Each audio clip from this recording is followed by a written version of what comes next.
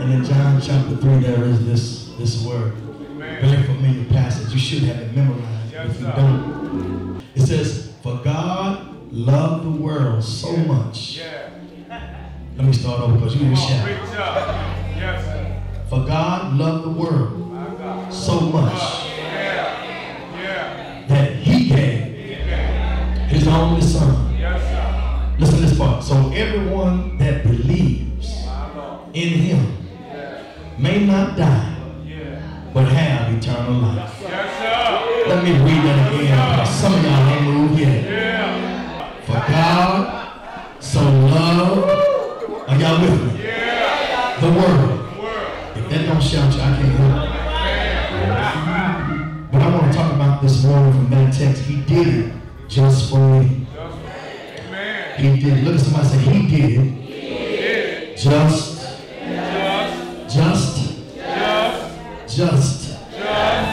for me. Yeah. I've been to parties that were in my honor.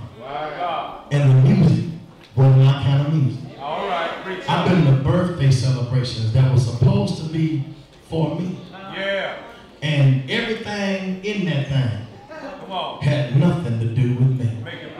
They just used me to get other people there. And then did to them in my name what they wanted to do. What's so hurtful about that to me is that you can't do any better than this. Watch this. It's not always the expense, listen, of the gift someone gives you. But it is the expense of the thought they put in it. Which means to say, if they give us a gift and you don't even like, they already knew that you wouldn't, but they did it because they wanted it done.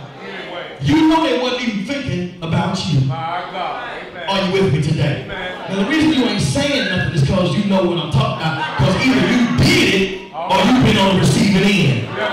But it don't really matter because you can get over that today because watch this. I love the text so much because the text is tending to teach us that, watch this, God out of 8 billion people, He had me and you on His mind. And He didn't wait, Charles, till we got here to make preparations for us. He started before the foundation of the world. Before you, it was even a glitter and a twinkle and a ooh in somebody's stomach. God had you in mind.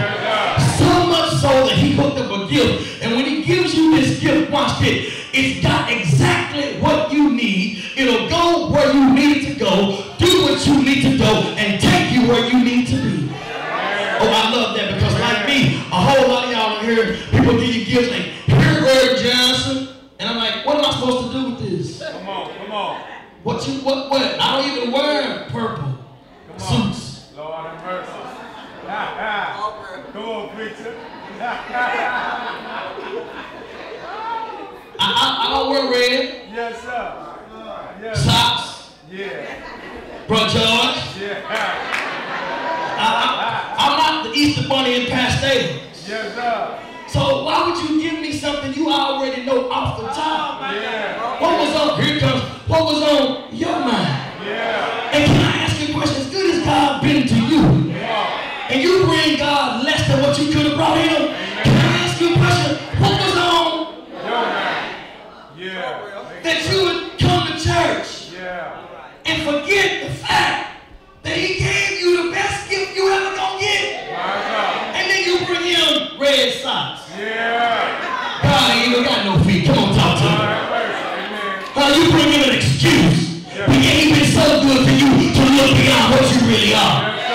You bring Him an alibi. Even you don't know it ain't a good one, but you bring it because you're embarrassed and ashamed that you didn't think about who you really was. My God. Well, now, Resurrection Sunday ought to be a Sunday Amen. that all the churches and the saints, listen, ought to make sure that you understand what the gift God gave you was, and that you show some sign of gratitude and appreciation. Amen. Watch this. I love this. I love this. Hey, boo, I love this passage because now I have gotten some gifts. Yes, sir. Jesus. Come on, make it plain. Ain't nothing like getting what you really want. Amen. I know y'all wouldn't know that because y'all sitting up there frowning, but Amen. I hope you'll love somebody that love you enough to give you something you really want. You know what I'm saying? And maybe that'll make you act like you got some good sense and smile every now and then. And Well. they couldn't just go to Macy's and get me something. Yes, sir. I don't do that. They can't go to JC Penney and get me nothing. I don't do that. You can't go to no store in Louisville and hook me because I don't do that. All right. You got to go out hurt. Yeah. Get on the way. Or get in your, you know what I'm saying? And then you bring that thing back. Oh man, I be like, what's that guy on Batman? The Joker? I'm going somewhere. Watch this. When God looks at what you bring in, Amen. have you been the one to bring in stuff he couldn't use? My Lord. My Lord. Or have you been the one to make him smile? Have you been the one to always tell God what you ain't got and what you can't do? You love the sickness and your dysfunction more than you love the God who woke you up this morning and gave you a chance to live better.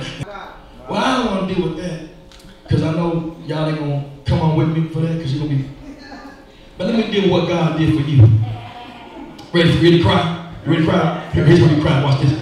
God loved you and I so much. Now, I ain't going to raise my voice because I done hollered twice, so I can just talk to y'all because y'all a late crowd anyway. You didn't come to church no way for real. You just came because somebody made you come. Come on, preacher. Yeah, you did. He made you come. I know because you ain't been here 10 years. Amen. I'll tell you. I'll tell you. God loved me and you so much, y'all. Watch what he did. He gave the only thing Yes, sir. that he had. Yeah. And I thought about this. What's so painful for me is when I first started preaching, y'all, it didn't bother me to read Isaiah. It didn't bother me to read Matthew, Mark, and John and read about the crucifixion and read about the 39 lashes. And I went to Israel and studied for a week or two, and I saw the place where they held it, where the blood is still in the ground, how black that ground is. And I went out to Gethsemane. I see the trees. The trees are twisted and mangled because they said after Jesus was crucified, everything twisted and twerked to the point, and the trees got so stuck they were unable to wrap themselves. So when you go to Gethsemane, you see the pain of what Jesus went through. Despite the fact I haven't brought him, here I come. You ready? He did it just for you.